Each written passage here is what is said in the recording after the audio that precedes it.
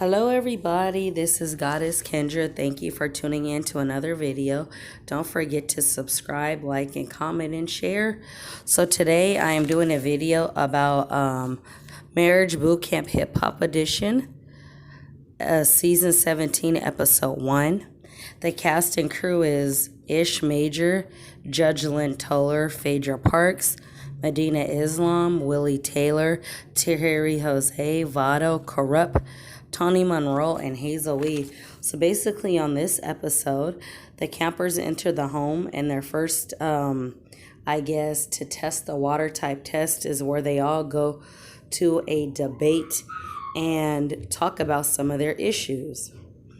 Now, from the jump, I'm assuming Shonda, Willie Taylor's wife, ain't never like Hazel E's, but because she's made comments about brown-skinned women, like saying we won't pass a brown paper bag test. We're just hating on her because she's a light-skinned bitch with her black ass and all type of just ignorant shit. So they go back and forth. And honestly, out of all the couples, I feel Tony's going to leave Corrupt. Medina Islam is going to leave Phaedra, and Tahiri Jose and Vado, I don't think they are going to make it. Now, it really shocked me when they had their press interview how he basically called Tahiri Jose a thirst buster, and she always wants attention and stuff. That's very disrespectful. I would never talk about someone that I care about like that, and he's very jealous. Another person who is very jealous and insecure is going to be LaShonda Taylor, Willie Taylor's wife. It's just insecurity, but what upsets me about this season is LaShonda was like, oh, well, Willie cheated a bunch of times on me, but bitch, you cheated too. So, I can understand you being way more upset if you never cheated and your spouse did, then hell yeah. But if you cheated as well, you can't really be upset. And then Hazel E, she seems like she's trying to control her man. I can't even remember his name, but she seems to try to control him and make it seem as if his dreams don't matter and that he's just using her. I already said on the show she was pregnant because she was looking super big. Her face was wide, and as you can see in my picture art, there's a baby. Phaedra, oh Phaedra, that lady, because she has money or status, I feel she treats Medina like he's nothing. And she's like, well, I'm a good Christian woman, and the reason why I don't want to have sex with him is because my pussy's good, and you know it's going to cause a problem. Most women that think they have good pussy really don't, because women who have good pussy don't run around bragging about it. And if you can't make a nigga nut in 3 to 10 minutes, your shit ain't good any motherfucking way. So she's like, I don't want to have sex with him. I've had a bad marriage. Well, first off, we already know Phaedra's getting fucked by somebody else. Let's not be ignorant, ladies and gentlemen, about this. Women who try to proceed, oh, I'm not going to have sex till marriage, and most of them be sitting on somebody's dick and face. Let's be real. And you could tell Medina is very frustrated, and Phaedra seems extremely self-absorbed. I cannot stand people like this. So basically, he has blue balls, and then Corrupt is an alcoholic.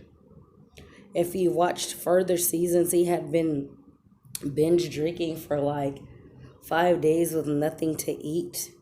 And Tony was just saying how she loves Ricardo, which is Corrupt's real name, but when he's corrupt, he doesn't care. And of course, she goes in on this episode already being upset with him because he cheated once, apologized, and then did it again. But no man or woman wants to hear nagging all the fucking time.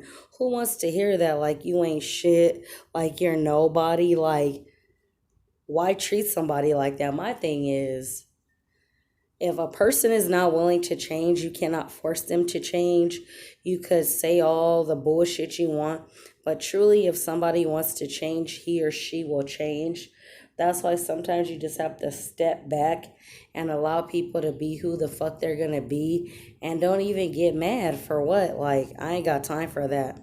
Plus, even in my journey of marriage, love, and heartbreak, I learned I'm too giving and too trusting. So, like, right now, I'm not really looking for nobody. I'm looking to better myself and do what I need to do to be a better person. So that way, when love does come my way, I'm able to be susceptible to it and not be a fool. And this season's gonna be interesting. All I gotta say is there's gonna be a fight. If you keep watching, I know I've seen 1, 2, and 3 of season 17, but I'm not gonna give it all away. Tomorrow I'll do a review on episode 2 and episode 3. Episode 2 was only like 15 minutes, and then the one after that, episode 3, is exactly about an hour and something. But these people have some toxic ass relationships. Like, they're good.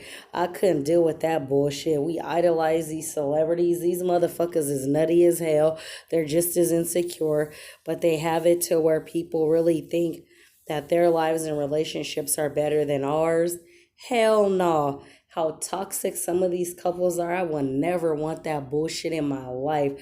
I'd rather be celibate and be single than I have to deal with that toxic bullshit. I cannot deal with that at all.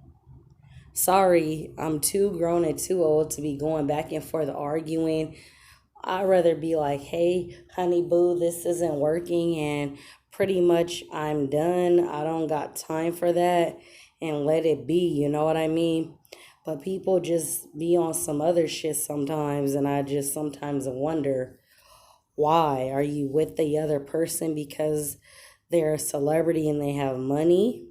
A lot of things come to mind, but I will always say, like I've said before, self-confidence and self-love comes within oneself. You cannot look to be with someone to feel self-love and self-confidence, because a codependent relationship is definitely unhealthy, and the person who's insecure is going to drive the other person that they're in a relationship crazy, because they're going to think that you're needy, and eventually all that becomes too much. I've had to deal with that too as a formerly married woman, accused of cheating all the time, but deep inside the other person was the one who was set up here doing bullshit.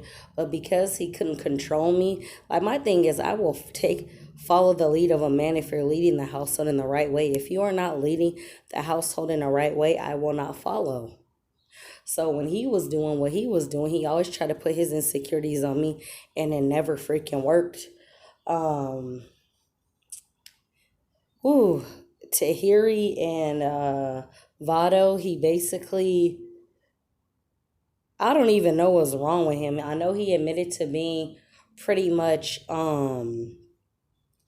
insecure, and Tahiri feels I've opened up to Vado. He's known me since I was a kid, but he doesn't really open up to me. And why should I continue to be in a situation to where I'm being open and that person isn't? Is this like a situationship?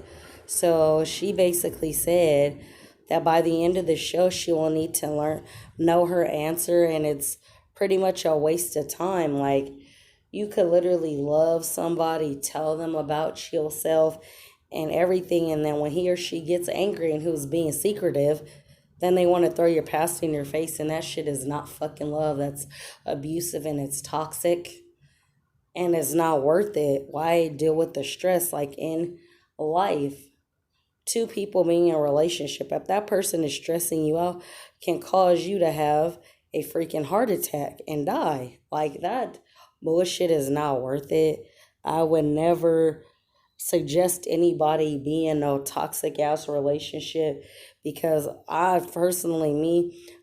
ain't got time for that. And sometimes you just have to let shit go and move on with their life, and not even like keep commenting on it. Like, the one person I really, really admire is Omari, on how he left never turned back. And even though his baby mama April is a whore, he don't go blasting her out on the internet.